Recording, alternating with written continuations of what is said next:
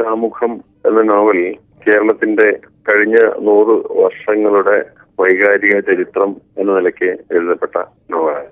നമ്മുടെ കേരളം ഫ്യൂഡൽ കാലഘട്ടത്തിൽ നിന്ന് നവോത്ഥാന കാലഘട്ടത്തിലൂടെ കമ്മ്യൂണിസത്തിലൂടെയൊക്കെ കടന്ന് നമ്മൾ ഇന്ന് കാണുന്ന ഈ ആഗോളീകരണത്തിന്റെ കാലത്ത് ഉപഭോഗ സംസ്കാരത്തിന്റെ കാലത്തിലേക്ക് വന്നെത്തിയതിന്റെ വൈകാരികമായിട്ടുള്ള രേഖപ്പെടുത്തൽ ആണ് ആ നോവലിന്റെ വിഷയം എന്ന് പറയാം. ഒപ്പം തന്നെ ക്രിയേറ്റിവിറ്റി എന്ന് പറയുന്ന സർഗാത്മകത എന്ന് പറയുന്ന മനുഷ്യൻ ലഭിച്ചിട്ടുള്ള ഒരു വലിയ ദൈവാനുഗ്രഹം എങ്ങനെയാണ് നമ്മുടെ കാലം എത്തുമ്പോഴേക്കും നേർമയായി പോയത്, ഡൈല്യൂട്ട് ചെയ്യപ്പെട്ടത് എന്നുള്ള ഒരു അന്വേഷണവും ആ പുസ്തകത്തിന്റെ ഉള്ളടക്കമായിട്ട് വരുന്നുണ്ട്. ഇത് ജിതേന്ദ്രൻ എന്ന് പറയുന്ന കഥാപാത്രം, അയാളുടെ അമ്മാവനായിട്ടുള്ള ഗോവിന്ദൻ എന്ന് പറയുന്ന ഒരു അധ്യാപക കഥാപാത്രം, ഗോവിന്ദന്റെ അച്ഛനായിട്ടുള്ള നാറാപിള്ള അഥവാ നാരായണപിള്ള എന്ന് പറയുന്ന ഫ്യൂഡൽ സ്വഭാവമുള്ള കഥാപാത്രം. അങ്ങനെ 3 കാലഘട്ടങ്ങളിലെ 3 മനുഷ്യരുടെ ജീവിതത്തിന്റെ കലാപരമായിട്ടുള്ള ആവിഷ്കാരം എന്ന് നിലയ്ക്കാണ് ഉദ്ദേശിച്ചിട്ടുള്ളത്. 4 ഭാഗങ്ങളായിട്ടാണ് അതിന് ധർമ്മം, അർത്ഥം, കാമം, മോക്ഷം എന്ന് പറയുന്ന 4 ഭാഗങ്ങളായിട്ടാണ് നോവൽ രചനയുള്ളത്.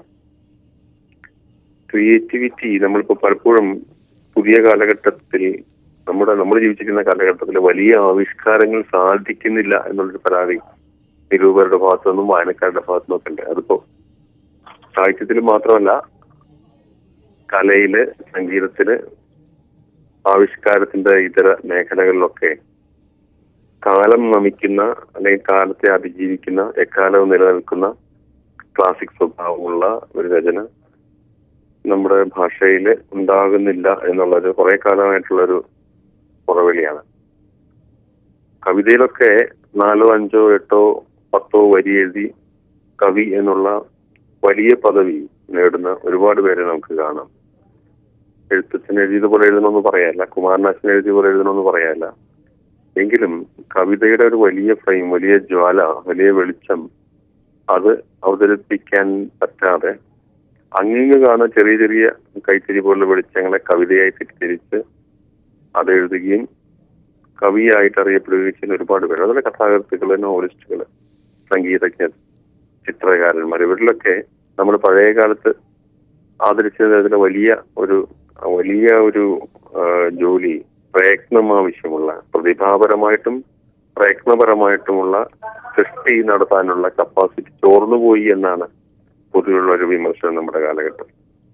അതിനെ അതിജീവിക്കാൻ, അതിനൊരു മറുപടിയായിട്ട് കൂടിയാണ് ഞാനിത് ഈ നോവൽ വിഭാവനം ചെയ്തത്. 10 വർഷം എടുത്ത് എഴുതിയതാണ്. 72 അധ്യായങ്ങളായിട്ട് എഴുതി, പിന്നീട് സമയമെടുത്ത് എഡിറ്റ് ചെയ്ത് 42 അധ്യായങ്ങളായിട്ട് ഒതുക്കിയ നോവലാണ്. അതിൽ നോവൽ എഴുതാൻ ആഗ്രഹിക്കുന്ന ഒരു കഥാപാത്രമാണ് നായകൻ ജിതേന്ദ്രൻ എന്ന് പറയുന്ന അസാമാന്യമായിട്ടുള്ള പ്രതിഭാശക്തിയൊന്നും സ്വയം അഭിമാനിക്കുകയും എന്നാൽ പുതിയ കാലഘട്ടത്തിൽ നല്ലൊരു അമേരിക്കൻ കമ്പനിയിൽ കേരളത്തിന് ജോലി കിട്ടുകയും വലിയ ശമ്പളം പറ്റുകയും വലിയ തരത്തില് സുഖഭോഗങ്ങളുള്ള ജീവിതം കിട്ടുകയും ചെയ്തപ്പോ എഴുത്തിൽ നിന്ന്, ക്രിയേറ്റിവിറ്റിയിൽ നിന്ന്, ഈ സർഗാത്മകതയുടെ നരകം പിടിച്ച അനുഭവത്തിൽ നിന്ന് തെന്നി മാറുകയും സ്വസ്ഥമായിട്ട് ഫ്ലാറ്റിലെ ജീവിതം ആസ്വദിക്കുകയും അങ്ങനെ മരിച്ചു പോവുകയും ചെയ്യുന്ന 54 വയസ്സിൽ മരിച്ചു പോയതിന്റെ ജിതേന്ദ്രനാണ് ഇന്നത്തെ പ്രധാന കഥാപാത്രം.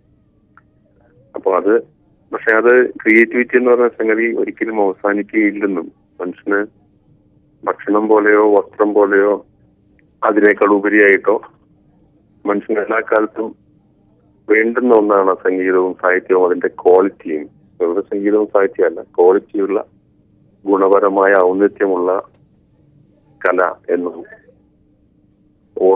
ഓർമ്മിപ്പിക്കുന്ന, മനുഷ്യന്റെ സർഗാത്മകതയിൽ അഭിമാനിക്കുന്ന, അതിൽ ഊറ്റം കൊള്ളുന്ന ഒരു പ്രതീതി സൃഷ്ടിച്ചുകൊണ്ടാണ് നോവൽ അവസാനിക്കുന്നത്.